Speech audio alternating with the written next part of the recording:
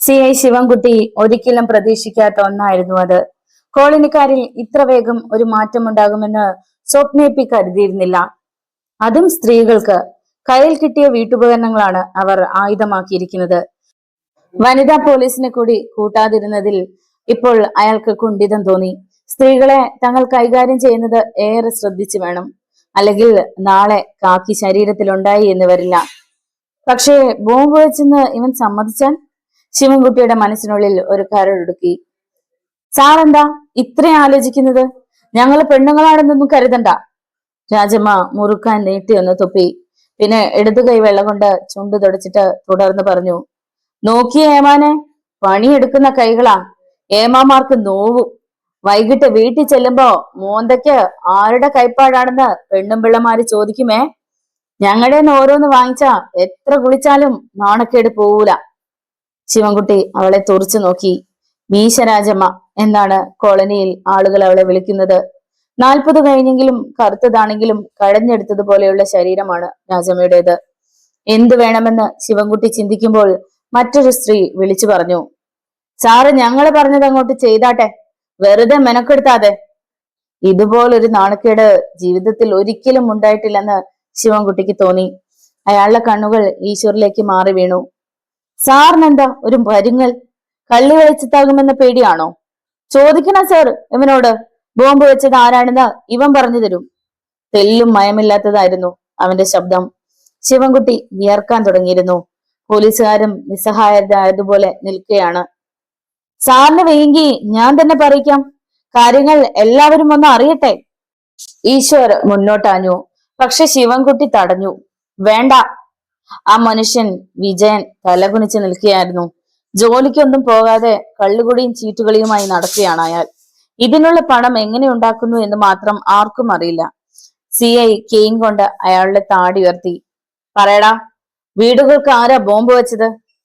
ഞാനല്ല. സത്യം പറയടാ, എന്റെ കൈക്ക് വേലയുണ്ടാക്കരുത്. ഞാനല്ലെന്ന് പറഞ്ഞില്ലേ സാറേ. ശിവൻകുട്ടി കൈ വീശി ഒന്ന് പൊട്ടിച്ചു. വിജയൻ അയാളെ രൂക്ഷമായി നോക്കി. ഞാനല്ലെന്ന് പറഞ്ഞ അല്ല, തള്ളി പറയിപ്പിക്കാൻ നോക്കല്ലേ സാറേ. അയാൾ ഒരു വന്യമൃഗത്തെ പോലെ മുരണ്ടു. CI ഈശ്വരെ ഒന്ന് നോക്കി.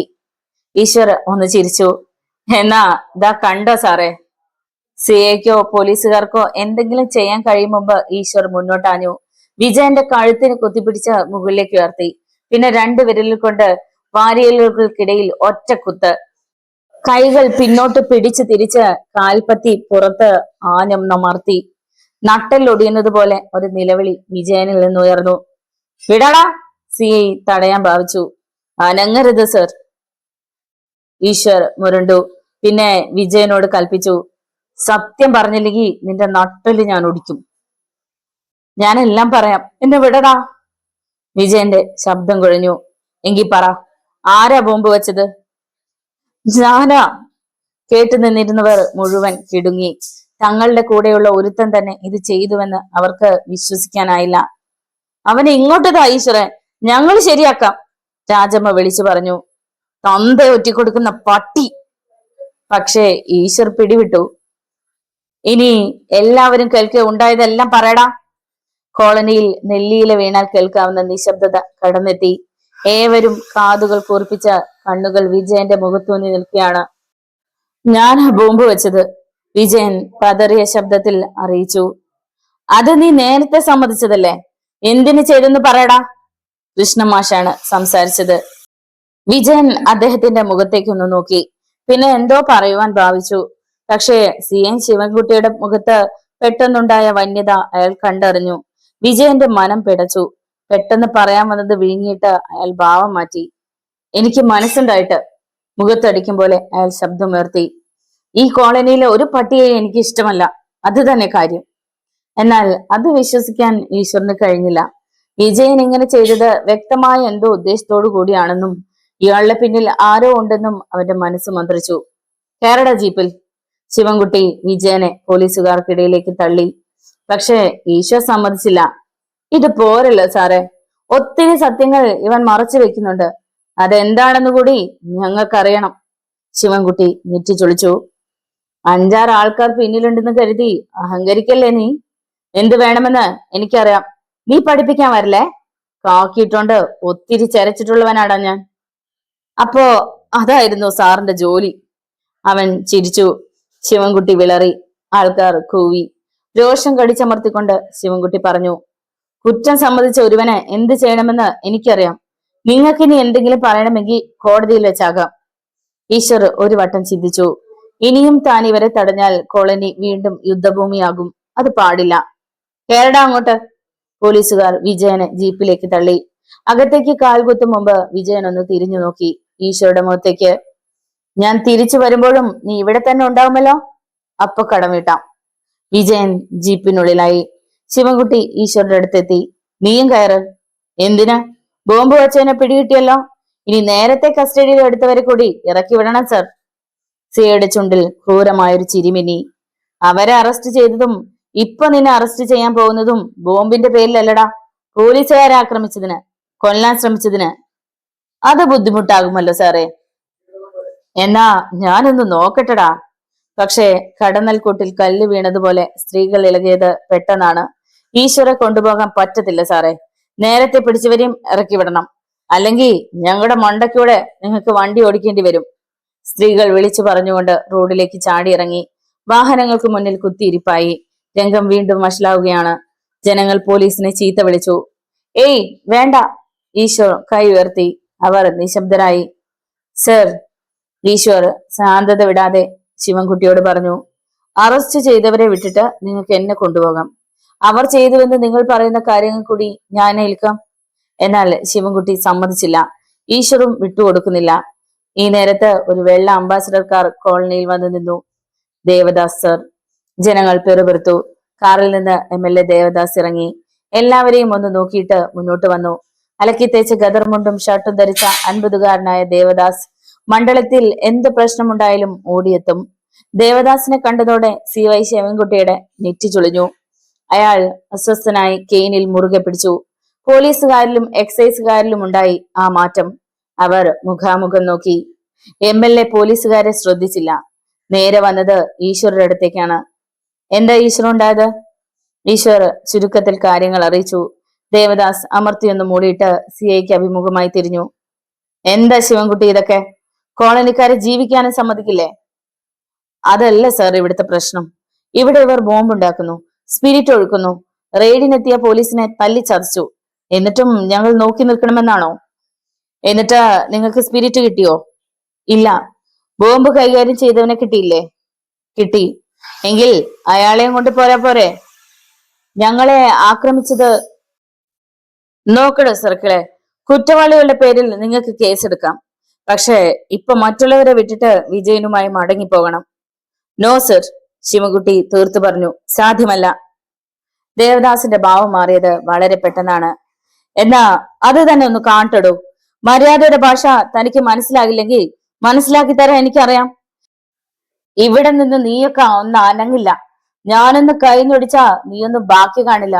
പരീക്ഷിച്ചു നോക്കുന്നോ അതോ എന്നെ അനുസരിക്കുന്നോ? ശിവൻകുട്ടി ചുറ്റും നോക്കി. ദേവദാസിനെ കണ്ടതോടെ ഇരട്ടി വീര്യത്തിലാണ് ജനങ്ങൾ. എന്തിനും മടിക്കാത്തവനുമാണ് ദേവദാസ്. ശിവൻകുട്ടി പരുങ്ങി. താൻ പരാജയപ്പെട്ട് മടങ്ങിയാൽ അത് ഏറെ നാണക്കേടുമാവും. താൻ എന്തു തീരുമാനിച്ചു? ദേവദാസ് പിന്നെയും തിരക്കി. ശിവൻകുട്ടി മിണ്ടിയില്ല. മുന്നിൽ നിൽക്കുന്നവൻ എത്രക്കാരനാണെങ്കിലും ജനപ്രതിനിധിയായി പോയില്ലേ? ഇവിടെ എന്ത് നടന്നാലും എക്സ്പ്ലനേഷൻ കൊടുക്കേണ്ടത് താനാണ്. അയാൾ തിരിഞ്ഞ് SIയോട് പറഞ്ഞു, അവരെ റിലീസ് ചെയ്തേര്. വിജയൻ ഒഴികെയുള്ളവർ മോചിതരായി. അവർ MLAക്ക് ജയ് വിളിച്ചു. പോലീസിനെ കൂവി. സ്ത്രീകൾ വാഹനങ്ങൾക്ക് മുന്നിൽ നിന്ന് മാറി. പോലീസുകാരും എക്സൈസുകാരും വിളറിയ മുഖത്തോടെ മടങ്ങി. അതിനിടെ ഈശ്വർ ശിവൻകുട്ടിയോട് പറഞ്ഞു, സാറേ, ഇവിടെ ഞങ്ങളെ സ്പിരിറ്റ് കുഴിച്ചെടുക്കുന്നില്ല. നിങ്ങളുടെ മൂക്കിൻ കീഴിലൂടെ ആവും വമ്പന്മാർ അതിവിടെ എത്തിക്കുന്നത്. എന്താ അപ്പൊ തടയാത്തത്? കൈ പൊള്ളും. അല്ലെങ്കിൽ അവരെ നിങ്ങളെ സ്പിരിറ്റ് ഒഴിച്ച് കത്തിക്കും. പക്ഷെ ഇനി ഇത്തരം പ്രഹസനങ്ങളുമായി കോളനിയുടെ പടി കടന്നു വന്നാലുണ്ടല്ലോ. ശിവൻകുട്ടി അണപ്പല്ലു ഞെരിച്ചതല്ലാതെ ഒന്നും പറഞ്ഞില്ല. പോലീസ് വാഹനങ്ങൾക്ക് പിന്നാലെ ഫയർ വാഗണും പോയി. അപ്പോഴും ചിലയിടങ്ങളിൽ നൂലുപോലെ പുക ഉയരുന്നുണ്ടായിരുന്നു. കുറെ പേർ അങ്ങോട്ട് പോയി. ദേവദാസ് ഈശ്വരുടെ തോളിൽ കൈവച്ചു. കീടാക്കന്മാരാണ് ഇവിടെ നടന്ന സംഭവത്തിന് പിന്നിലെന്ന് പറഞ്ഞാൽ എങ്ങനെയാവും കോളനിക്കാർ പ്രതികരിക്കുക എന്ന് ഒരു വട്ടം ചിന്തിച്ചു ദേവദാസ്. ഒരു പോലീസുകാരനാണ് തനിക്ക് ഫോണിലൂടെ വിവരം തന്നത്. അതാണ് താനിപ്പോ ഇങ്ങോട്ട് പോരാൻ കാരണമായതും. സർ, ഈശ്വരുടെ ശബ്ദമാണ് അയാളെ ഉണർത്തിയത്. ഹാ, ഞാനൊരു കാര്യം പറയാം. തൽക്കാലം അത് മറ്റാരും അറിയണ്ട. എന്തെന്നാ വാസ്തവമാണെന്ന് തീർച്ചപ്പെടുത്താനായിട്ടില്ല. ദേവദാസ് പൂർത്തിയാക്കും മുമ്പ് ജാനകി അങ്ങോട്ട് ഓടി വന്നു.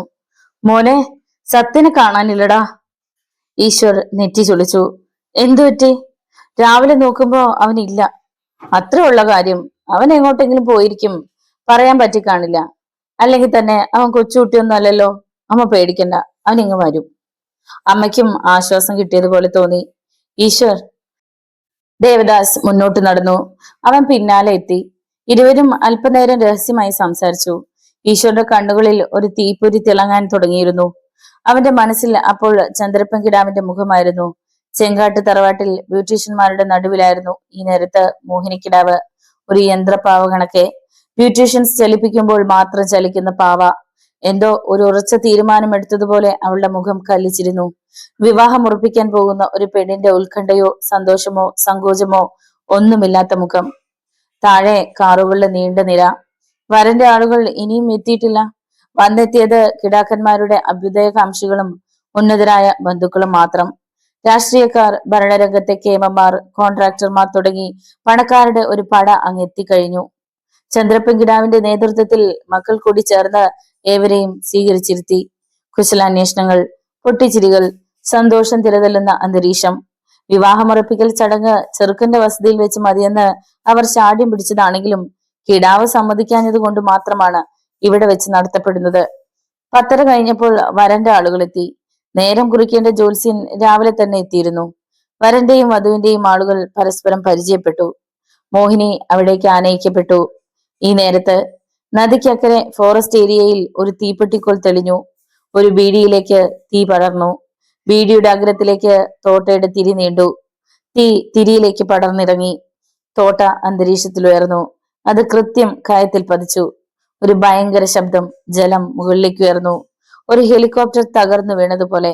ആ ശബ്ദത്തിൽ നദി വിറച്ചു. ചെങ്കാട്ട് തറവാടും അവിടെ എത്തിയവരും വിറച്ചു. ചന്ദ്രപ്പൻ കിടാവ് ഒരു മൃഗത്തെ പോലെ മുരണ്ടുകൊണ്ട് ചാടി എണീറ്റു. അപ്പോൾ നദിക്കക്കരെയുള്ള കരിമ്പാറക്കെട്ടിൽ നിന്ന് ഒരാൾ കയത്തിലേക്ക് തലകുത്തി കുതിച്ചു. നദിയിലെ ഓളങ്ങൾ തിരമാലകളായി. ആ മനുഷ്യൻ താണുപോയി. തങ്ങളുടെ അധികാരം പതിച്ച കയത്തിൽ കടന്നു കയറിയ ശത്രുവിനെ തേടി അങ്ങോട്ട് കുതിക്കുകയായിരുന്നു ചന്ദ്രപ്പൻ കിടാവും മക്കളും. അപ്പോൾ അതിഥികളും ഞെട്ടിപ്പിടഞ്ഞ് സംഗതി എന്താണെന്നറിയാതെ അങ്ങോട്ട് പാഞ്ഞു. അതിഥികളിൽ പലർക്കും എന്താണ് ഉണ്ടായതെന്ന് വ്യക്തമായില്ല. ഏറെ പേരും വിചാരിച്ചത് അടുത്തെങ്ങോ ഒരു ബോംബ് സ്ഫോടനം നടന്നുവെന്നാണ്. ആ ഉത്കണ്ഠയോടുകൂടി തന്നെയാണ് ഏവരും ചാടി എണീറ്റതും ചന്ദ്രപ്പൻ കിടാവിന്റെയും മക്കളുടെയും പിന്നാലെ ഓടിയതും. അക്ഷരാർത്ഥത്തിൽ ചെങ്കാട്ട് തറവാടിന്റെ മുറ്റം അലങ്കോലമായി. ഫൈബർ കസേരകൾ തള്ളി മറിച്ചിട്ടാണ് ആളുകൾ നദിക്കരയിലേക്ക് കുതിച്ചത്. സ്ത്രീകളും സ്തംഭിച്ചു നിൽക്കുകയായിരുന്നു. വരന്റെ കൂട്ടത്തിൽ വന്നവർ മുഖാമുഖം നോക്കി. കാര്യം എന്തെന്ന് അറിഞ്ഞില്ലെങ്കിലും അവ്യക്തമായ ഒരു ഭീതി അവരിൽ പടർന്നു കയറുവാൻ തുടങ്ങിയിരുന്നു. മായാവതിയുടെ ഇടനെഞ്ചു പിടഞ്ഞു. ഈ ശുഭമുഹൂർത്തത്തിൽ തന്നെ അശുഭലക്ഷണമായി അവർക്ക് തോന്നി. എന്നാൽ മോഹിനിയാകട്ടെ ആശ്വാസത്തോടെ ഒന്ന് നെടുവീർപ്പിടുകയാണ് ചെയ്തത്. കാര്യം എന്തായാലും അല്പനേരം കൂടി നീട്ടിക്കിട്ടിയല്ലോ. അതിനിടെ സത്യം വന്നെത്തിയാലോ? അവളുടെ കണ്ണുകൾ പ്രതീക്ഷയോടെ വഴിക്ക് നേരെ നീണ്ടു. തറവാടിന് വടക്ക് കിഴക്ക് ഭാഗത്താണ് കയം. കഷ്ടിച്ച 150 മീറ്റർ അകലം മാത്രം. അവിടേക്ക് ജാതിത്തോട്ടത്തിനുള്ളിലൂടെ ഒരു നടപ്പാത ഉണ്ടായിരുന്നു താനും. ചന്ദ്രപ്പൻ കിടാവ് തന്നെയാണ് ആദ്യം നദിക്കരയിലെത്തിയത്. പാറക്കെട്ടുകൾക്ക് മുകളിൽ കയറി നിന്ന് അയാൾ താഴേക്ക് നോക്കി. ആൺമക്കളും അച്ഛന്റെ ഒപ്പം എത്തി. നദിയിലെ കനത്ത ഓളങ്ങൾ അപ്പോഴും അടങ്ങിയിരുന്നില്ല. മുകളിൽ നിന്ന് കുതിച്ചെത്തുന്ന ജലം വട്ടം കറങ്ങുന്നതിനാൽ അവിടെ ഒരു ചുഴി സർവ്വസാധാരണമാണ്. നദിയിൽ നോക്കിയിട്ട് ആരെങ്കിലും തോട്ടയ്ക്ക് പിന്നാലെ ചാടിയതായി തോന്നിയില്ല. അതിഥികളിൽ നല്ലൊരു ഭാഗവും പാറകൾക്ക് മുകളിൽ സ്ഥാനം പിടിച്ചിരുന്നു. കിടാവ് മക്കളെ നോക്കി. കോപം കൊണ്ട് ജ്വലിച്ചു നിൽക്കുകയാണവർ. ഒറ്റയൊരുത്തനും തോട്ടയിടാൻ ധൈര്യപ്പെടാത്ത ഇവിടെ ഈ മുഹൂർത്തത്തിൽ തന്നെ ഇങ്ങനെ ഒന്ന് സംഭവിക്കണമെങ്കിൽ ഇതിനു പിന്നിൽ ഒരു ഗൂഢാലോചനയുണ്ടെന്ന് ന്യായമായും കിടാക്കന്മാർ സംശയിച്ചു. ഗണേശ് കിടാവ് നദിയിൽ നിന്നും ദൃഷ്ടികൾ പിൻവലിക്കാതെ അച്ഛന്റെ അരികിലേക്ക് നീങ്ങി നിന്ന് സ്വരം താഴ്ത്തി പറഞ്ഞു, ഇതിൽ ചതിയുണ്ടച്ചാ. കിടാവ് പതിയെ തലയാട്ടി. എങ്കിൽ അതാരായാലും ഇരുട്ട് മുമ്പ് അവനെ കണ്ടെത്തണം. ശരിയച്ചാ, 1 മിനിറ്റ് കൂടി കഴിഞ്ഞു കാണും. കയത്തിനുള്ളിൽ ആരുമുള്ളതിന്റെ ലക്ഷണമില്ല. വിവാഹമുറപ്പിക്കൽ ചടങ്ങിന്റെ സമയം തീരാറാകുന്നു. പോകാം. നദിയിലേക്ക് ഒന്നുകൂടി നോക്കിയിട്ട് തിരിഞ്ഞു നടക്കാൻ ഭാവിക്കുകയായിരുന്നു ചന്ദ്രപ്പൻകിടാവ്. പെട്ടെന്നാണ് ശേഖരക്കിടാവ് കയത്തിലേക്ക് കൈ ചൂണ്ടിയത്. അതാ. ഏവരുടെയും കണ്ണുകൾ പിന്നെയും നദിയിലേക്ക് നീണ്ടു ചെന്നു. അവിടെ ധാരാളം കുമിളുകൾ ജലപ്പരപ്പിൽ വന്നു പൊട്ടി. ഒപ്പം ജലത്തിൽ ഒരിളക്കം. താഴെ നിന്ന് കുറെ കലക്കുവെള്ളം മുകളിലേക്ക് ഉയർന്നു വന്നു. ശ്വാസം അടക്കി പിടിച്ച് നോക്കി നിൽക്കുകയാണ് എല്ലാവരും. അപ്പോൾ കണ്ടു, ഒരു വാളയുടെ തല ജലപ്പരപ്പിലേക്ക് ഉയരുന്നു. ആദ്യമായി ഇത്തരം ഒരു കാഴ്ച കാണുന്ന അതിഥികളുടെ ചുണ്ടിൽ നിന്ന് ആശ്ചര്യം നിറഞ്ഞ ശബ്ദമായിരുന്നു. ഹാവൂ! അത്രയും വലിയൊരു ആറ്റുവാളയെ അവർ ആദ്യം കാണും പോലെ. വാളയ്ക്ക് പിന്നാലെ അതിന്റെ ചെകിളയിൽ കയറ്റി പിടിച്ചിരിക്കുന്ന ഒരു കൈയും ദൃശ്യമായി. അമ്പോ! ആരോ പിറുപിറുത്തു. ജലപ്പരപ്പിന് മുകളിലേക്ക് ഒരു മനുഷ്യന്റെ തലയും ഉയർന്നു വന്നു. ചന്ദ്രപ്പൻകിടാവ് അണപ്പല്ലുകൾ കടിച്ചു ഞെരിച്ചുകൊണ്ട് മക്കളെ നോക്കി. തെല്ലും വ്യത്യസ്തമല്ലായിരുന്നു അവരുടെയും അവസ്ഥ. വാളയുമായി ജലത്തിലുയർന്ന മനുഷ്യൻ അങ്ങേ കരയോട് ചേർന്നുള്ള ഒരു പാറയിലേക്ക് നീന്തി കയറി. ഈശ്വർ! വാളയെ പാറപ്പുറത്തിട്ടു. അതപ്പോഴും പിടയ്ക്കുന്നുണ്ടായിരുന്നു. അവൻ അരയിൽ കെട്ടിയിരുന്ന പ്ലാസ്റ്റിക് ചരടെടുത്ത് വാളയുടെ ചെകിളകൾക്കിടയിലൂടെ കയറ്റി. അതിന്റെ അഗ്രം വായിലൂടെ വലിച്ചെടുത്ത് കൂട്ടിക്കെട്ടി. ഒരു മുഴുത്ത വാള. 10-20 കിലോയോളം വരും. ഏവനും സംസാരിക്കാൻ പോലും മറന്ന് ഈശ്വരെ തന്നെ നോക്കി നിൽക്കുകയായിരുന്നു. അണ്ടർവെയർ മാത്രമാണ് ഇപ്പോഴത്തെ അവന്റെ വേഷം. തലയൻ നിളക്കിയപ്പോൾ ഈശ്വർ ഇക്കരെ നിൽക്കുന്ന ആളുകളെ കണ്ടു. ചിരിച്ചുകൊണ്ട് കൈ ഉയർത്തി വീശിയിട്ട് അവൻ വാളയെടുത്ത് തോളിലിട്ട് തിരിച്ചു നടന്നു. കിടാക്കന്മാരാണെങ്കിൽ പുഴ നീന്തിക്കിടന്ന് അക്കരെ എത്തി. അവനെ തല്ലി തകർക്കാനുള്ള ആവേശത്തിലാണ്. ശേഖരക്കിടാവ് 2 അടി മുന്നോട്ട് നീങ്ങുകയും ചെയ്തു. പക്ഷേ ചന്ദ്രപ്പൻകിടാവ് അവന്റെ കയ്യിൽ പിടിച്ചു. വേണ്ടറാ, ഇത്രയും ആളുകൾ നോക്കി നിൽക്കുമ്പോ നമ്മൾ വെറും ഗുണ്ടകളായി അധപ്പതിക്കരുത്. ഏതാ അവനെന്നറിയണം. ബാക്കിയൊക്കെ എല്ലാവരും പോയി കഴിഞ്ഞിട്ട്. എനിക്കറിയാം അവനെ, നീലകണ്ഠക്കിടാവ് പറഞ്ഞു. പഴയ പോട്ടർ ദാമോദരന്റെ മകൻ ഈശ്വർ. തലേ ദിവസത്തെ സംഭവം ഓർത്തപ്പോൾ ചന്ദ്രപ്പൻകിടാവിന്റെ നാവിൽ നിന്നും അസ്പഷ്ടമായ ഒരു ശബ്ദം പുറത്തു വന്നു. അയാളൊന്ന് ഞെട്ടി. അത് ശ്രദ്ധിക്കാതെ നീലകണ്ഠൻ ബാക്കി പറഞ്ഞു. ദേവദാസിന്റെ ആളാവൻ. കിടാവ് മകനെ തുറച്ചു നോക്കി. പിന്നെ ഒന്നും മിണ്ടാതെ തിരിച്ചു നടന്നു. ഫോറസ്റ്റുകാരുടെ ജീപ്പ് പോകുന്ന ഒരു പാതയുണ്ടായിരുന്നു അവിടെ. ഈശ്വർ തന്റെ ജീപ്പും അവിടെ ഇട്ടിരിക്കുകയായിരുന്നു. വാളയെ അതിനുള്ളിലേക്ക് ഇട്ടിട്ട് അവൻ അതിൽ കയറി ഓടിച്ചു പോയി. ചെങ്കാട്ട് തറവാട്ട് മുറ്റത്ത് അതിഥികളെല്ലാം വീണ്ടും എത്തി. പക്ഷേ കസേരകളൊക്കെ ചിതറിയാണ് കിടന്നിരുന്നത്. ആളുകൾ അങ്ങിങ്ങായി ഇരുന്നു.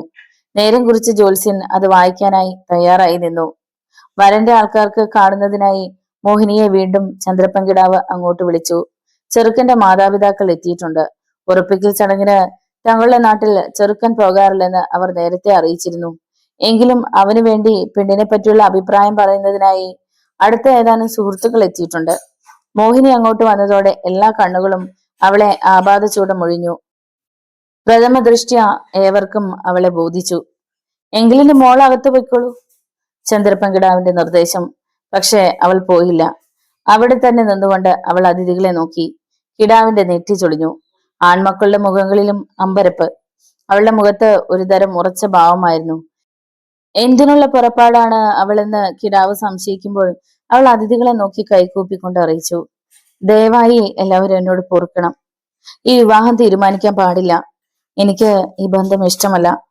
സർവരും സ്തബ്ധരായിപ്പോയി. ഒരു നിമിഷം. നെല്ലിയില വീണാൽ കൂടി കേൾക്കാവുന്ന നിശബ്ദത. കിടാവിന് പോലും അനങ്ങാനായില്ല. അപ്പോൾ മോഹിനിയുടെ ശബ്ദം വീണ്ടും കേട്ടു. ഞാൻ മറ്റൊരാളുമായി സ്നേഹത്തിലാണ്. അത്രയും പറഞ്ഞ് അവൾ തിരിഞ്ഞോടി. മരപ്പടികൾ കരഞ്ഞു. അവൾ 2ാം നിലയിലെ തന്റെ മുറിയിൽ കയറി വാതിൽ ചേർത്തടച്ച് സാക്ഷിയിട്ടു. അനന്തരം കിടക്കയിലേക്ക് വീണു. താഴെ പന്തലിൽ അപ്പോഴും നിശബ്ദതയായിരുന്നു. കിടാവും മക്കളും കുടുകുടെ വിയർത്തു, വിളറി. ആരെയും അഭിമുഖീകരിക്കാനുള്ള കരുത്തില്ലാതെ അവരുടെ തല കുനിഞ്ഞു.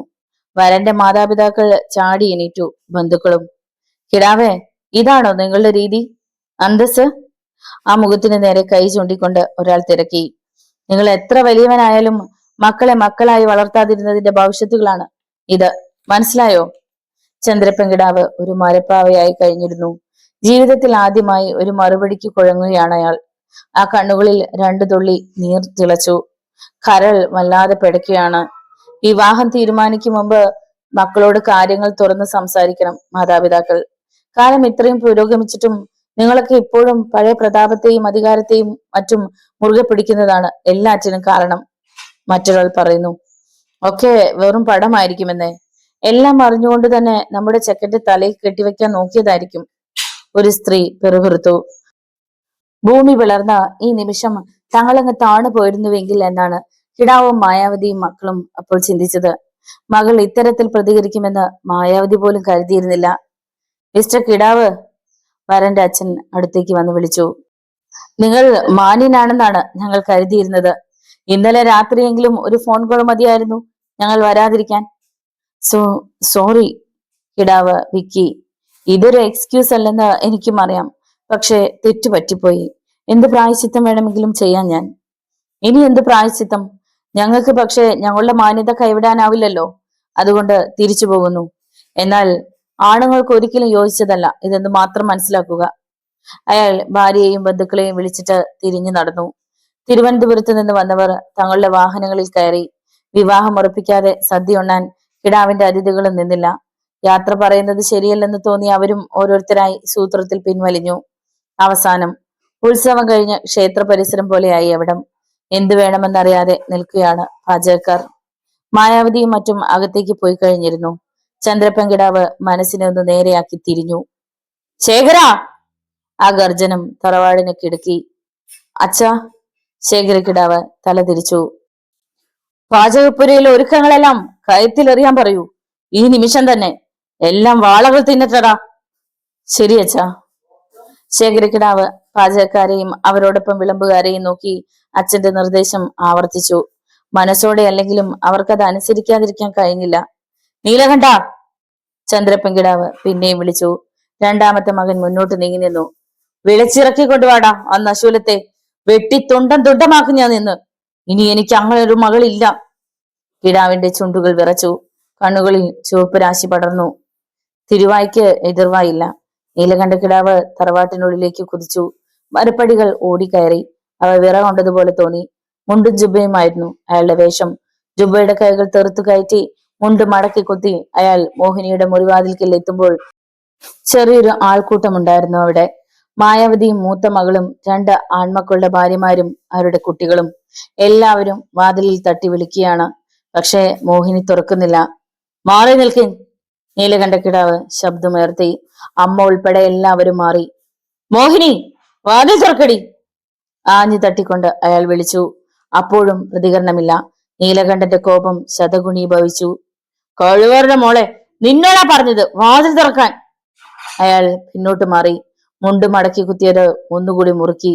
ജുബയുടെ കഴുത്തൊന്ന് പിടിച്ചിട്ടു. പിന്നെ മുന്നോട്ട് ആഞ്ഞു വന്ന് ഒറ്റ ചവിട്ടായിരുന്നു. പഴയകാലത്തെ കട്ടിത്തടിയല്ലേ, വാതിലൊന്ന് കുലുങ്ങിയതേ ഉള്ളൂ. അത് എളുപ്പം ഇളകുമോ? പക്ഷെ പിൻവാങ്ങാൻ നീലകണ്ഠൻ ഒരുക്കമായിരുന്നില്ല. മൂന്നാമത്തെ ചവിട്ടിന് സാക്ഷി ഒടിഞ്ഞു. വാതിൽ അകത്തേക്ക് മാറി. വർദ്ധിത വീര്യത്തോടെ അയാൾ അകത്തേക്ക് കുതിച്ചു. പക്ഷേ ആ കാഴ്ച! പിന്നിൽ നിന്നാരോ കഴുത്തിന് കുത്തിപ്പിടിച്ചതുപോലെ നിന്നുപോയി നീലകണ്ഠ കിടാവ്. മുറിയിലേക്ക് കയറുമ്പോൾ തന്നെ മോഹിനിയുടെ തലമുടിയിൽ കുത്തിപ്പിടിച്ച് ആ മുഖമടച്ച് 4 എണ്ണം പൂശണം എന്ന വിചാരത്തിലായിരുന്നു നീലകണ്ഠ കിടാവ്. പക്ഷെ അകത്തേക്ക് കാൽ കുത്തിയപ്പോൾ കണ്ട കാഴ്ച ഒട്ടും പ്രതീക്ഷിക്കാത്തതായിരുന്നു. അതുകൊണ്ട് തന്നെ അറിയാതെ കാലുകൾ നിശ്ചലമായി. മുന്നിൽ ഒരു ഭ്രാന്തിയെ പോലെ തലമുടി അഴിച്ചിട്ട് നിൽക്കുകയാണ് മോഹിനി. വിവാഹമുറപ്പിക്കലിന് ധരിച്ചിരുന്ന വസ്ത്രങ്ങളും ആഭരണങ്ങളും ഒക്കെ അതുപോലെ തന്നെയുണ്ട്. പക്ഷെ വസ്ത്രം നനഞ്ഞു കുതിർന്നിരുന്നു. തലമുടിയിൽ നിന്നും വസ്ത്രത്തിൽ നിന്നും അപ്പോഴും തുള്ളികൾ ഇറ്റു വീഴുന്നുണ്ട്. നീലകണ്ഠക്കിടാവിൽ ഒരു ഞെട്ടൽ പടർന്നു. കാരണം പെട്രോളിന്റെ അസഹ്യമായ ഗന്ധം അവിടെയൊക്കെ പരന്നു കഴിഞ്ഞിരുന്നു. ഏട്ടനെ കണ്ടപ്പോൾ മോഹിനി വല്ലാത്ത ഭാവത്തിൽ ഒന്ന് ചിരിച്ചു. ഒപ്പം അവളുടെ കണ്ണുകൾ നിറഞ്ഞു കവിയുകയും ചെയ്തു. അടുത്തേക്ക് വരരുത്, വന്നാൽ! അവൾ ഒരു തീപ്പെട്ടി മുന്നോട്ട് നീട്ടിപ്പിടിച്ചു. സ്വയം കത്തി ചാമ്പലാകും ഞാൻ. തടിയിൽ തീർത്ത ഈ തറവാടും എരിഞ്ഞു തീരും. അവളുടെ കല്ലിച്ച മുഖം കണ്ടപ്പോൾ അങ്ങനെ തന്നെ ചെയ്യുമെന്ന് നീലകണ്ഠന് തോന്നി. വാതിൽക്കൽ നിന്ന് അകത്തേക്ക് എത്തി നോക്കിയ മായാവതിയും മറ്റും ഈ കാഴ്ച കണ്ട് കിടുങ്ങി. മോളെ! ചങ്ക് പറഞ്ഞു പോകുന്ന ഒരു നിലവിളിയോടെ അകത്തേക്ക് വരാൻ ഭാവിച്ച മായാവതിയെ മോഹിനി തടഞ്ഞു. അരുതമ്മേ, ആരും വരരുത്, ചത്തുകളയും ഞാൻ! അവൾ തീപ്പെട്ടിയിൽ നിന്നും ഒരു കൊള്ളിയെടുത്തു. മായാവതി പതറി. അടക്കിയ ഒരു രോദനം കൂടി അവരുടെ തൊണ്ടയിൽ കുരുങ്ങി. ചെങ്കാട്ടു തറവാട്ടിൽ ഒരു ജനറേറ്റർ ഉണ്ട്. അതിന്റെ ആവശ്യത്തിനായി വാങ്ങിവെച്ചിരുന്ന പെട്രോൾ ആയിരിക്കണം അവൾ എടുത്തതെന്ന് നീലകണ്ഠ കിടാവ് കരുതി. എന്തു ചെയ്യണമെന്ന് ഒരു രൂപവും അയാൾക്ക് കിട്ടിയില്ല. ആ തീപ്പെട്ടിക്കമ്പ് ഒന്ന് ഉരഞ്ഞു കത്തിയാൽ എന്താ നിനക്ക് വേണ്ടത്? അത് പറ, കിടാവ് മയത്തിൽ ചോദിച്ചു. എനിക്ക് സത്യനെ വേണം. അവനില്ലാതെ ഞാൻ ജീവിക്കില്ല. അതിന് നിങ്ങൾ എന്നെ അനുവദിക്കണം. നീലകണ്ഠന്റെ കണ്ണുകൾ കുറുകി. കടപ്പല്ലുകൾ ആരും അറിയാതെ കൂട്ടിയമർന്നു. സത്യൻ? ആരാണവൻ? ചെങ്കാട്ട് തറവാട്ടിലെ പെൺകുട്ടിയുടെ മനസ്സ് കവർന്നെടുക്കാൻ മാത്രം ചങ്കൂറ്റമുള്ളവൻ. എന്നാൽ ഇവിടെ തന്ത്രമാണ് വേണ്ടതെന്ന് അയാൾക്കറിയാമായിരുന്നു. കോപം ഉള്ളിലൊതുക്കി അയാൾ ചോദിച്ചു, ഇത്രയുള്ള കാര്യം? നീ തീപ്പെട്ടി ഇങ്ങതാ, നമുക്ക് പരിഹാരമുണ്ടാക്കാം. നീലകണ്ഠൻ കൈനീട്ടി. അവൾ ഒരടി പിന്നോട്ട് മാറി. വേണ്ട, ഇക്കാര്യത്തിൽ ഈ തറവാട്ടിലുള്ള ആരെയും വിശ്വാസമില്ല എനിക്ക്. നീലകണ്ഠൻ താഴേക്ക് ചെല്ലാൻ വൈകിയത് കൊണ്ടാവാം ശേഖരക്കിടാവും ഗണേശ് കിടാവും ഒപ്പം അളിയൻ എക്സൈസ് കമ്മീഷണർ ജനാർദ്ദന കിടാവും മുകളിലേക്ക് വന്നു. മുറിക്കുള്ളിലെ രംഗം അവരെയും പകപ്പിച്ചു കളഞ്ഞു. മക്കളെ, അവളെ ഒന്ന് സമാധാനിപ്പിക്ക്, എല്ലാവരോടുമായി മായാവതി പറഞ്ഞു. ജനാർദ്ദനൻ ഭാര്യയെ നോക്കി. എന്താ അവളുടെ പ്രശ്നം? അവക്ക് ഏതോ ഒരു സത്യന് മതിയെന്ന്. രാജേശ്വരിയുടെ ശബ്ദത്തിൽ വെറുപ്പ്. മര്യാദയ്ക്ക് തീപ്പെട്ടി കളഞ്ഞിട്ട് ഞങ്ങളെ അനുസരിച്ചോടി നീ, അല്ലെങ്കിൽ നിന്നെ തീ കുട്ടി അതിനോട്ട് ചൂടും ഞാൻ. ഗണേശൻ അകത്തേക്ക് കയറി. എന്നാൽ ശേഖരൻ അവന്റെ തോളിൽ പിടിച്ചു. വേണ്ടടാ. പിന്നെ കുഞ്ഞുപുങ്ങളെ നോക്കി. ഏട്ടന്മാരെ ഇങ്ങനെ ബുദ്ധിമുട്ടിക്കാതെ ഓൾ ആ തീപ്പെട്ടി ഇങ്ങതാ. നമ്മുടെ അന്തസ്സിന് യോജിക്കുന്നവനാണ് സത്യനെങ്കിൽ ഞങ്ങൾ ആ ബന്ധം നടത്തി തരും. ഏട്ടൻ നിനക്ക് ഉറപ്പ് തരാം. ഇല്ല, നിങ്ങൾ ആരും സമ്മതിക്കില്ലെന്ന് എനിക്കറിയാം. അതെന്താ? ചോദിച്ചത് ജനാർദ്ദനാണ്. മോഹിനി അയാളെ തുറച്ചു നോക്കി. തികഞ്ഞ നിന്ദ ആ മുഖത്ത് തെളിഞ്ഞു. അയാളുടെ ചോദ്യത്തിന് ഉത്തരം നൽകാതെ അവൾ ശേഖരന്റെ നേരെ തിരിഞ്ഞു. നിങ്ങളൊക്കെ അനുവദിച്ച സത്യന്റെ ഒപ്പം ഈ ലോകത്തിന്റെ ഏതെങ്കിലും കോണിലേക്ക് പോയിക്കൊള്ളാൻ ഞാൻ. നിങ്ങളുടെയൊക്കെ കണ്ണെത്താത്ത, നിങ്ങൾക്കൊന്നും നാണക്കേട് തോന്നാത്ത എവിടേക്കെങ്കിലും. എന്നാലും അവൻ ആരാണെന്ന് നീ പറയില്ല അല്ലടി? എല്ലാവരുടെയും പിന്നിൽ നിന്ന് ഒരു ഗർജനം. മോഹിനി മാത്രമല്ല, അവിടെ നിന്നിരുന്ന സകലരും ഞെട്ടി. ചന്ദ്രപ്പൻ കിടാവ് മോഹിനിയുടെ മുഖത്തു നിന്നും ദൃഷ്ടികൾ പിൻവലിക്കാതെ വായിൽ കിടന്നിരുന്ന ഇരട്ടി മധുരം ചവച്ചരച്ചുകൊണ്ട് മുന്നോട്ട് വരികയായിരുന്നു അയാൾ. മക്കളും മരുമക്കളും കുട്ടികളും അകന്നു മാറി. മായാവതി ഭർത്താവിന്റെ മുന്നിൽ മുട്ടുകുത്തി. അവളെ ഒന്നും ചെയ്യല്ലേ. അറിവില്ലാതെ അവൾ എന്തെങ്കിലും പറയുകയോ പ്രവർത്തിക്കുകയോ ചെയ്തെങ്കിൽ പൊറുക്കണം. അറിവില്ലാതെയോ? ഇവളോ? അറിവില്ലാത്ത ഒരു പെണ്ണാണ് ഇവളെങ്കിൽ ഇത്രയും കാട്ടിക്കൂട്ടുമായിരുന്നോടി? ഈ തറവാടിന് നാണം കെടുത്തുമായിരുന്നോ? ഞങ്ങളുടെ ഒക്കെ മുഖത്ത് കരിവാരിത്തേക്കുമായിരുന്നോ? മായാവതി ഭർത്താവിന്റെ കാലുകളിൽ കെട്ടിപ്പിടിച്ചു. ആ മനസ്സിൽ അപ്പോൾ എന്താണെന്ന് അവർക്ക് മാത്രമേ അറിയുമായിരുന്നുള്ളൂ. ഒരു തവണ അവിടുന്ന് ഇവളോട് പൊറുക്കണം. ഞാൻ ഇവളെ പറഞ്ഞു മനസ്സിലാക്കിക്കൊള്ളാം, സമാധാനിപ്പിച്ചു കൊള്ളാം. കിടാവ് കാൽ കൊണ്ട് ഭാര്യയെ തട്ടിമാറ്റി. നീ പറഞ്ഞു മനസ്സിലാക്കിയതിന്റെ ഫലമാണ് ഇന്ന് കണ്ടത്. ഇനി വേണ്ടത് എന്താണെന്ന് ഞാൻ തീരുമാനിക്കാം. കിടാവ് ഏറ്റവും മുന്നിലെത്തിക്കഴിഞ്ഞു. ഇടടി തീപ്പെട്ടി താഴെ. അച്ഛൻ ക്ഷമിക്കണം. എന്റെ മുന്നിൽ രണ്ട് വഴിയേ ഉള്ളൂ. ഒന്നുകിൽ സത്യന്റെ ഒപ്പമുള്ള ജീവിതം, അല്ലെങ്കിൽ മരണം. ആ മുഖത്തേക്ക് ശ്രദ്ധിക്കാനുള്ള ശക്തി ഇല്ലാതെയാണ് അവൾ അറിയിച്ചത്. ശേഖരക്കിടാവ് അച്ഛന്റെ കാതിൽ എന്തോ മന്ത്രിച്ചു. അയാൾ അമർത്തിയൊന്നു മൂളി. പിന്നെ തിരക്കി, ഒന്നും അറിയാത്ത ഭാവത്തിൽ. ആരാടി ഈ സത്യൻ? മണ്ണും കുളിഞ്ഞി ലക്ഷം വീട് കോളനി ഉള്ളതാ. പോട്ട ദാമോദരന്റെ മകൻ. ചന്ദ്രപ്പൻ കിടാവ് ഒഴികെയുള്ളവർ ഒരിക്കൽ കുഴിഞ്ഞെട്ടി. കിടാവ് ഉള്ളിൽ ചിരിക്കുകയായിരുന്നു. അപ്പോ, മഹാഭാബി, നീ തറവാട് നശിപ്പിച്ച് അടങ്ങൂ അല്ലേടി? രാജേശ്വരി അനുജത്തിക്ക് നേരെ ചീറി.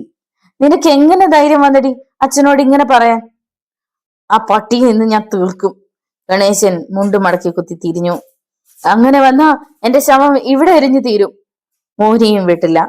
ഗണേശ, ചന്ദ്രപ്പൻ കിടാവ് താക്കിയത് പോലെ വിളിച്ചു. അതിന്റെ അർത്ഥം മനസ്സിലാക്കിയ ഗണേശൻ നിന്നു. പെട്ടെന്നാണ് ചന്ദ്രപ്പൻ കിടാവ് മുന്നോട്ട് കുതിച്ചതും മോഹിനിയുടെ കയ്യിൽ നിന്ന് തീപ്പെട്ടി തട്ടിക്കളഞ്ഞിട്ട് കൈ വീശി ഒന്ന് പൊട്ടിച്ചതും. അമ്മേ! നിലവിളിച്ചുകൊണ്ട് അവൾ കിടക്കയിലേക്ക് വീണു. തലയ്ക്കുള്ളിൽ കടന്നല്ലുകൾ ഇളകി പറക്കുന്നത് പോലെ തോന്നി. കിടാവ് അവളെ വലിച്ചുയർത്തി ആഞ്ഞാഞ്ഞടിച്ചു. തറയിലിട്ട് ചവിട്ടി. തടസ്സം നിൽക്കാൻ മുന്നോട്ടാഞ്ഞ മായാവതിയെ ആൺമക്കൾ തടഞ്ഞു. എന്റെ കുഞ്ഞിനെ തല്ലല്ലേ എന്നുള്ള അവരുടെ നിലവിളി ആരു കേൾക്കാൻ? കിടാവ് അവളുടെ തലമുടിയിൽ കൊത്തിപ്പിടിച്ചുയർത്തി. പറയടി, നിനക്ക് അവനെ വേണോ? അവളുടെ ചുണ്ടിൽ നിന്നും ചോര കിനിയുന്നുണ്ടായിരുന്നു. കണ്ണുകൾ പിന്നോട്ട് മറിയുകയാണ്. എങ്കിലും വല്ല വിധേനയും കണ്ണുകൾ തുറന്ന് തളർന്ന ശബ്ദത്തിൽ അവൾ അറിയിച്ചു, വേണം. പിശാചെ! മുടിയിലെ പിടിവിടാതെ അവളുടെ തല തടിഭിത്തിയിലേക്ക് ഒറ്റയിടിയായിരുന്നു കിടാവ്. തല പിടരുന്നത് പോലെ ഒരലർച്ച അവളിൽ നിന്ന് ഉയർന്നു. കിടാവ് പിടിവിട്ടപ്പോൾ ഒരു പഴംതുണിക്കെട്ടുപോലെ അവൾ താഴെ വീണു. തടിഭിത്തിയിൽ ചോര പടർന്നിരുന്നു. മോഹിനി ചലിച്ചില്ല. ഒരു നിമിഷം അവർക്കിടയിൽ മൗനം പടർന്നു. എന്റെ കുഞ്ഞിനെ കൊന്നോ? മായാവതിയുടെ നിലവിളിയാണ് മൗനം ഭഞ്ജിച്ചത്. അതോടെ കൊച്ചുമക്കളും നിലവിളിക്കാൻ തുടങ്ങി. മക്കളും ജനാർദ്ദനും മുഖാമുഖം നോക്കി. നിർത്താൻ! കിടാവ് ശബ്ദമുയർത്തി. പിടിച്ചു നിർത്തിയതുപോലെ നിലവിളികൾ നിന്നു. കിടാവ് ഭാര്യയ്ക്ക് നേരെ തിരിഞ്ഞു. ചത്തെങ്കിൽ വലിച്ചു കുഴിച്ചു മൂടും. പക്ഷേ ഇനി ഇവളെക്കുറിച്ച് യാതൊരു ശബ്ദവും ഈ തറവാട്ടിൽ കേൾക്കരുത്. കിടാവ് തറ ചവിട്ടി കുലുക്കി പുറത്തേക്ക് പോയി. അതിനിടെ ആൺമക്കളോട് പറഞ്ഞു, നിങ്ങളും കൂടി കേൾക്കാനാണ് പറഞ്ഞത്. അവർ തലകുലുക്കി. എങ്കിലും കിടാവ് താഴെ എത്തിക്കഴിഞ്ഞ് എന്ന് മനസ്സിലായപ്പോൾ ജനാർദ്ദനൻ അളിയന്മാരോട് അറിയിച്ചു, അമ്മാവൻ അങ്ങനെയൊക്കെ പറഞ്ഞെങ്കിലും നോക്കി നിൽക്കുന്നത് ബുദ്ധിമോശമാ. ഇവക്ക് എന്തെങ്കിലും പറ്റിപ്പോയാ. മായാവതി അപ്പോഴേക്കും മകളുടെ അടുത്ത് ഓടിയെത്തി അവളെ കുലുക്കി വിളിക്കാൻ തുടങ്ങിയിരുന്നു. മോളെ, പൊന്നുമോളെ. പക്ഷേ മോഹിനി വിളി കേട്ടില്ല. മായാവതിക്ക് കണ്ണിൽ ഇരുൾ നിറഞ്ഞു. നീലകണ്ഠൻ അവളുടെ മൂക്കിന് മുകളിൽ കൈവച്ച് നോക്കി. നേരിയ തോതിൽ ശ്വസിക്കുന്നുണ്ട്. പക്ഷെ ആപത്താണ്. ഇത്രയും വേഗത്തിൽ ഇവൾക്ക് ഒരു ഡോക്ടറുടെ സേവനം കിട്ടിയില്ലെങ്കിൽ. ഒരു നിമിഷം എന്തോ ചിന്തിച്ച ശേഷം നീലകണ്ഠൻ മോഹിനിയെ തോളിലേറ്റി. സ്ത്രീകളിൽ മായാവതി ഒഴികെയുള്ളവർ പകച്ചു. എന്താണ് ഇയാളുടെ ഉന്നം? അച്ഛൻ പറയാതെ പൂമുഖത്തെ ചാരുകസേരയിൽ ഇരട്ടി മധുരം ചവച്ചുകൊണ്ട് അകലേക്ക് നോക്കി കിടക്കുകയായിരുന്നു ചന്ദ്രപ്പെങ്കിടാവ്. നീലകണ്ഠൻ ഒഴികെയുള്ള ആൺമക്കളും ജനാർദ്ദനും അവിടെ ഉണ്ടായിരുന്നു. ഇനി വൈകിയാൽ മോഹിനിയുടെ ശവമേ ബാക്കി കാണൂ. അമ്മാവൻ പറയുകയാണെങ്കിൽ അവളെ ഭയഭക്തി ബഹുമാനത്തോടെയാണ് ജനാർദ്ദനൻ സംസാരിച്ചത്. വേണ്ട, കിടാവ് സ്വരമുയർത്തി. തെക്ക് ഭാഗത്ത് ഒരു കുഴിയെടുക്കാൻ ആളെ ഏർപ്പാടാക്കുക. ചത്തെങ്കിൽ വെട്ടി മൂടിയേക്കുക. അച്ഛനെ എതിർത്ത് സംസാരിക്കാനുള്ള കരുത്ത് കിട്ടിയില്ലെങ്കിലും ശേഖരന്റെയും ഗണേശന്റെയും ഉള്ളിൽ ഒരു നൊമ്പരമുണർന്നു. തങ്ങളുടെ കുഞ്ഞു പെങ്ങൾ. അപ്പോഴേക്കും മോഹിനിയെ തോളിലേറ്റിക്കൊണ്ട് നീലകണ്ഠ കിടാവ് അങ്ങ് എത്തിക്കഴിഞ്ഞിരുന്നു. ചത്തോടാ? കിടാവ് തിരക്കി. ഇല്ലച്ചാ. പക്ഷേ എങ്കിൽ എടുത്തെടുത്ത് കൊണ്ടുപോയി ഇടറാ. നിന്നോട് ആരാടാ പറഞ്ഞത് പൊക്കിയെടുത്തോണ്ട് കൊണ്ടുവരാൻ? നീലകണ്ഠൻ വിളറിപ്പോയി. അയാൾ ഏട്ടനെ നോക്കി. ശേഖരൻ അച്ഛന്റെ അടുത്തേക്ക് ചെന്നു. അച്ഛൻ ക്ഷമിക്കണം. മോഹിനി മരണപ്പെട്ട ബാക്കി പറഞ്ഞത് ചന്ദ്രപ്പൻ കിടാവ് തന്നെയാണ്. ഇവൾ നമുക്ക് വരുത്തി വെച്ച അപമാനം അതോടെ ഇല്ലാതെയാകും. അങ്ങനെ നമുക്ക് ആശ്വസിക്കാമെങ്കിലും നാട്ടുകാർക്ക് പറഞ്ഞു ചിരിക്കാൻ വേറെ പലതും ഉണ്ടാവും. മാത്രവുമല്ല, ആ നാറി ദേവദാസ് നമുക്കെതിരെ ചെയ്യാവുന്നതൊക്കെ ചെയ്യും. ചന്ദ്രപ്പൻ കിടാവിന്റെ മുഖത്തെ മാംസപേശികൾ കോപം കൊണ്ട് വരച്ചു. കാതിൽ എഴുന്നു നിന്നിരുന്ന രോമങ്ങളെ പോലും ആ വിറയിൽ ബാധിച്ചു. എങ്കിൽ എങ്ങോട്ടാണെന്ന് വെച്ചാ നീയൊക്കെ കൂടി കെട്ടിയെടുക്ക്. പറഞ്ഞിട്ട് ചന്ദ്രപ്പൻ കിടാവ് എണീറ്റു. വെട്ടി തിരിഞ്ഞ് അകത്തേക്ക് പോയി. അനിഷ്ടത്തോടെയാണെങ്കിലും അച്ഛന്റെ സമ്മതം കിട്ടിയപ്പോൾ ഗണേശൻ വേഗം കാറിറക്കി. നീലകണ്ഠനും ശേഖരനും ജനാർദ്ദനും കൂടി അവളെ കാറിൽ കയറ്റി. അവരും കയറി. ഓടിയെത്തിയ സ്ത്രീകളെ കയറ്റാതെ കാർ പട്ടണത്തിലേക്ക് പറപ്പിച്ചു വിട്ടു. 3-4 കിലോമീറ്ററുകൾ പിന്നിട്ടപ്പോൾ MLA ദേവദാസിന്റെ കാർ എതിരെ വന്ന് ഇടത്തേക്കുള്ള വഴിയെ തിരിഞ്ഞുപോയി. ഇവനിട്ട് ഒന്ന് പണിയേണ്ട നേരം കഴിഞ്ഞു. പെങ്ങളുടെ കാര്യം വിസ്മരിച്ച് ശേഖരക്കിടാവ് പറഞ്ഞു, ആ പോർട്ടറുടെ മോനെയിട്ട് കളിപ്പിക്കുന്നത് ഇവനാണ്. ഇവൻ തന്നെ ആയിരിക്കും തോട്ടയിടിപ്പിച്ചതും. ആ തെണ്ടി ഈശ്വറിന് ഞാൻ കൊടുത്തോളാം സമ്മാനം. ഗണേഷ് കിടാവ് ആക്സിലേറ്റർ ഞെരിച്ചു. അപ്പോൾ ഈശ്വറുടെ കാലും ആക്സിലേറ്ററിൽ അമരുകയായിരുന്നു. തോട്ടയിട്ട് പിടിച്ച വാളയുടെ കുറെ ഭാഗം വെട്ടിയെടുത്ത് MLA ദേവദാസിന്റെ വീട്ടിൽ കൊടുത്ത ശേഷം ബാക്കിയുമായി കോളനിയിലേക്ക് മടങ്ങുകയായിരുന്നു അവൻ. പിന്നിൽ ഒരു വാഹനത്തിന്റെ നിർത്താതെയുള്ള ഹോൺ. അവൻ ജീപ്പ് വെട്ടിച്ചു മാറ്റി. മിന്നൽ പോലെ ഒരു C എന്ന കാർ കടന്നുപോയി. ഈശ്വർ ജീപ്പ് വീണ്ടും വലത്തേക്ക് തിരിക്കാൻ ഭാവിക്കുമ്പോൾ ഒരു ഹോണിന്റെ ഗർജനം കൂടി. പല്ലു കടിച്ചുകൊണ്ട് അവൻ പിന്നെയും ജീപ്പ് ഇടത്തേക്ക് ഒതുക്കി. ഒരു ലോറിയായിരുന്നു അത്. പൊടി പറത്തിക്കൊണ്ട് അതും കടന്നുപോയി. ഈശ്വർ ഡ്രൈവറെ തെറി വിളിച്ചു. കുറെ നേരത്തേക്ക് റോഡിൽ പൊടി മാത്രമായിരുന്നു. 2 മിനിറ്റ് കഴിഞ്ഞാണ് ഈശ്വർ ജീപ്പ് മുന്നോട്ടെടുത്തത്. കുറെ ചെന്നപ്പോൾ കണ്ടു ആളുകൾ ഓടിക്കൂടുന്നു. അവിടെ തകർന്നു തരിപ്പണമായ സിയന്ന കാർ. നോവലിന്റെ തുടർന്നുള്ള ഭാഗങ്ങൾ കേൾക്കുന്നതിന് വേണ്ടി ചാനൽ സബ്സ്ക്രൈബ് ചെയ്യുക. നിങ്ങളുടെ വിലയേറിയ അഭിപ്രായങ്ങളും നിർദ്ദേശങ്ങളും കമന്റ് ബോക്സിൽ രേഖപ്പെടുത്തുക. വീഡിയോ ഇഷ്ടമായാൽ ഒന്ന് ലൈക്ക് ചെയ്ത് മറ്റു സുഹൃത്തുക്കൾക്ക് കൂടി ഷെയർ ചെയ്ത് നൽകുക. വീണ്ടും കാണാം. നന്ദി.